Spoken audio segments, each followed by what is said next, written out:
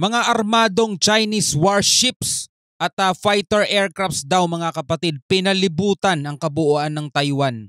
Ito ay parusa daw ng China sa Taiwan dahil sa pagmamatigas nito sa gustong mangyari ng China na mag-reunite daw sila, sabing gano'n, no?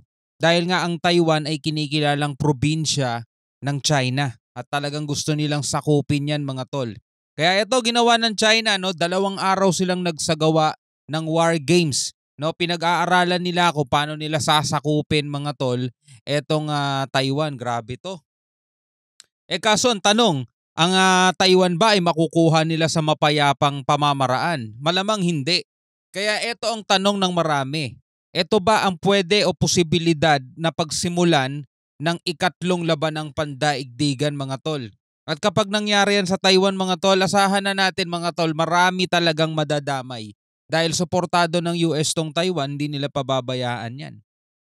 No? At ang paniniwala naman ng iba, since nga merong mga EDCA sites dito sa Pilipinas, posible daw yan na maging target ng China. No? Yung mga kagamitan ng mga US. Siyempre para, kumbaga pipilayin nila yung US. And siyempre kapag inatake nila ang Pilipinas, damay na rin tayo doon mga tol. Ano sa tingin ninyo? So itong video panonoorin natin, itong balitang panonoorin natin ay mula sa GMA Integrated. Panoorin natin to, bigyan natin to ng reaction at commentary. Alright, so wag na natin patagalin pa, panoorin na natin to mga tol. Ilang armadong Chinese warship at ilang fighter aircraft ang nasa palibot ngayon ng Taiwan para sa 2 araw na military drills. Ang layo ng China, sukatin ang kakayahang sakupin at atakihin ang mga strategic areas ng Taiwan na itinuturing ng China na kanilang probinsya. Biruin mo, harap-harapan mga tol, tahasan. Magsasagawa kami ng war games sa palibot ng Taiwan. Nataaralin namin kung paano o susukatin namin kung ano ang kakayahan para masakop itong bansang to. Hindi, Ini-imagine ko kung ano yung feeling ng mga Taiwanese, mga nakatira dito, yung mga Taiwanese na nakatira dito. Siyempre may mga OFW din tayo dyan mga tol.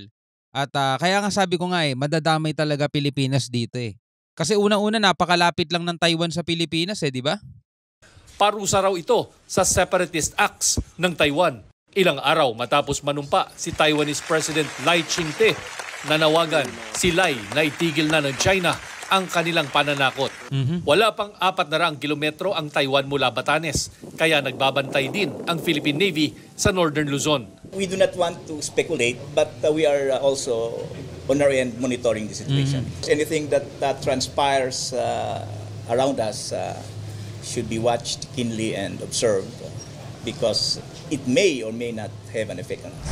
Namataan naman malapit sa Baho de Masinloc o Panatag Shoal ang Chinese Coast Guard Vessel 5901. Ito yung tinuturing nilang monstrous o monster ships daw. Kasi ito yung pinakamalaki daw sa buong mundo mga tol. Kung hindi man pinakamalaki sa buong China, pinakamalaki sa buong mundo mga tol na na Coast Guard ng China. Minsan na rin natin tong nakabanggaan itong Chinese Coast Guard vessels na to.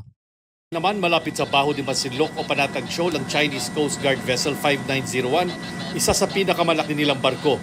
Yan at Chinese Coast Guard Vessel 5203 na bumangga rin sa isa sa mga resupply ship ng Pilipinas noong Oktubre. Ang ipinost ng security expert na si Ray Powell na papasok sa Exclusive Economic Zone o EEZ ng Pilipinas para magpatrol umano. Ang pinakamalaki, hindi yung nakabangga natin. Kasi 102 meter lang yun CCG 5203. Ang pinakamalaki 165 meter mga tol. Sobrang laki nun. Coast Guard 5901. Yun ang pinakamalaki. Pasok sa Exclusive Economic Zone o EEZ ng Pilipinas para magpatrol umano. Mula 2012 pang hindi na umaalis sa loob ng Panatag Shoal ang barko ng China na nagtataboy pa sa mga mangingis ng Pinoy na papasok sa loob. It is 50 nautical miles from Scarborough Shoal, from Baho de Masinloc. The actions, the response will be at the NTF-WPS level. It's a Chinese Coast Guard ship and there will be appropriate response from the NTF, most likely the Philippine Coast Guard. Grabe mga tol. Makikita talaga natin yung hinaharap ng ating mundo.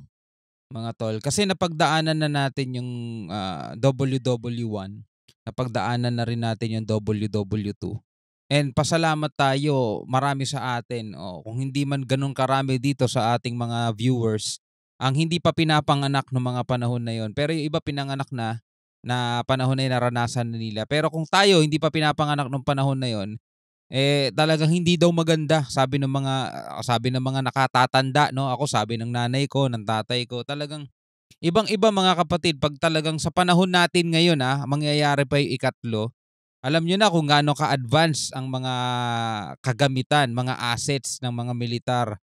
Unlike nung dati, 'di ba? Hindi pa ganoon ka-advance. Ngayon sobrang advance na talaga. At hindi maganda ang posibleng mangyari kapag nagkaroon ng ikatlong laban ng pandaigdig, mga tol. Kaya sana talaga wag. At kasi mga kapatid, alam nyo na yung hirap na dinadanas ngayon ng Pilipinas, 'di ba? Yung kakulangan sa sahod, 'di ba? Yung kakulangan sa trabaho, mahal ng mga bilihin, kakulangan sa trabaho. Lahat 'yan mga tol, mas lalong lalala mas lalong ihirap kapag nagkaroon talaga ng gera dito, mga tol. Etong China mayabang 'to Etong bulas tong China Hindi hindi sila papayag na na mapapasubo sila tapos hindi nila paninindigan. 'Di ba? Mapapahiya sila sa buong mundo, mga tol. Kaya etong ginagawa nila bukod sa pananakot nilang ginagawa rito sa Taiwan at saka rito sa West Philippine Sea, pag sila napasubo, paninindigan talaga nila 'yan. And ang worst case niyan, mga tol, malala magiging damage niyan dito sa Pilipinas. Talaga. Bago nito ay iniutos ng China ang pagdetine sa sinumang hindi Chino na Diba? tatawid sa itinuturing nilang border sa dagat. 'Di ba? Yung ginagawa nila sa Taiwan, mga tol, posibleng pagmulan ng ikatlong laban ng pandaigdig yun Ngayon, yung etong gusto nilang mangyari, June 15 June 15, naglabas sila ng kautusan na huhulihin, aarestuhin, mga tol, at ikukulong ng 2 buwan o 3 buwan, tama ba? 6 na pong araw, 2 buwan yung mahuhuli nila. Pwede rin pagmulan ng labanan yan, mga tol. 'Di ba? Do alam natin na hindi yan pinapatungkulan sa ibang bansa dahil duwag naman sila sa ibang bansa, hindi nila magawa yun. Sa Pilipinas lang yan. At sinabi naman ng ating DND at Coast Guard, Navy na hindi sila papayag na merong mahuling Pilipino at ikulong. Banggaan yan. Pag gano'n ang nangyari, banggaan yan. At talagang matindi ang pwedeng kahantungan yan. Sana wag, no? Tuloy natin. Sagot ng Defense Department. I believe what a provocation is the roguish and irresponsible threat to detain quote-unquote trespassers in what is claimed as internal waters but is actually part of the high seas and part of the West Philippine Seas by a country. Such behavior is not only a violation of UNCLOS, but also a violation of the precepts of the United Nations Charter. Sa gitna ng banta ng China, Diba? Kasi ang China, willing na talaga nilang labagin yung batas Willing na talaga nila. Actually, hindi nga willing. Nilalabag na nga talaga nila ang batas, mga tol. Ano pa bang aasahan natin dyan? Pag tinutuon nila yan, June 15, at nang aresto talaga sila ng mga mangingisda, mga tol, malaking gulo yan. na kailangan daw paigtingin ang kakayahang pumalag sa sinumang bansa. Yan balikan natin. A violation of the precepts of the United Nations Charter. Sa gitna ng banta ng China, kailangan daw paigtingin ang kakayahang pumalag sa sinumang bansa para magdalawang isip ang China kung may plano mang umatake. Diba? Ito na nga, no? Paigtingin na ang pagpalag. So hindi na tayo yung tipong basta hayaan na lang natin tapos diplomatic protest, hindi na ata mauuso. Kasi pag may inaresto na Pilipino tapos ang gagawin ng Pilipinas ay diplomatic protest, ubos ang 2 buwan, madedete na talaga yon. Tapos ang mangyayari, itong mga mangingisda, mawawala na sila ng tiwala ngayon sa Coast Guard. Hindi nyo pala kami kayang ipagtanggol Diba? At ito na yung magkakagulo, mga tol.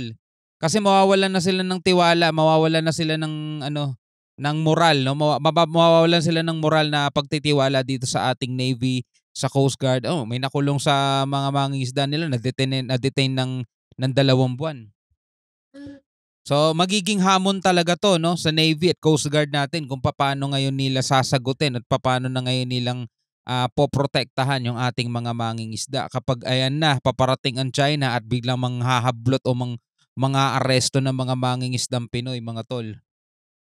Ayon kay Secretary Teodoro, ang hangarin na makamit ang deterrence laban sa mga panlabas na banta ay isang misyon na hindi tumitigil at kailangan ng patuloy na pagdagdag ng military equipment, kakayahan at pakikipag-ugnayan sa mga kaalyadong bansa. Para sa GMA Alright mga kapatid, ayan na nga no. June 15, ito na yung pinakamatinding hamon ngayon sa Coast Guard natin at saka sa Navy at saka sa Department of National Defense. Kasi alam nyo na mga tol, sa mga nakaraang panahon, buwan, binobomba tayo ng water cannon, hindi talaga tayo pumapalag mga tol. Diba? Natitiis nila eh. Sila bilang nandiyan sa posisyon na frontline sila, natitiis nilang sige hindi kami papalag. Pero ito na yung mabigat na hamon para sa kanila mga tol. Talaga susubukan sila ng China. O mga aresto ang China na mga lalagpas doon sa borders na sinasabi nila. Ngayon, pag nag-aresto ang China, ano ang magiging aksyon at takbang ng ating otoridad, mga tol? Diplomatic protest? Walang magagawa yon mga tol. Diplomatic protest, walang magagawa yan. Matagal na tayo nagpapadala ng diplomatic protest sa kanila pero wala naman nangyayari. Ubus ang 2 buwan, ubus ang 60 days talaga madedetain yung kung sino man ang maaarestong Pinoy kung diplomatic protest lang ang gagawin natin mga tol. Diba? At pag nangyari yon, tulad nga ng sinabi ko kanina, mawawalan na ng tiwala yung mga mangingisda sa kakayanan ng ating otoridad na protektahan sila. Diba? So napakatinding hamon yan mga tol. Ipanalangin nyo na lang sana talaga na ito'y hindi pagmulan ng matinding labanan. Alright? Hanggang sa muli mga kapatid, ako nga pala si Shobaldi. Peace out.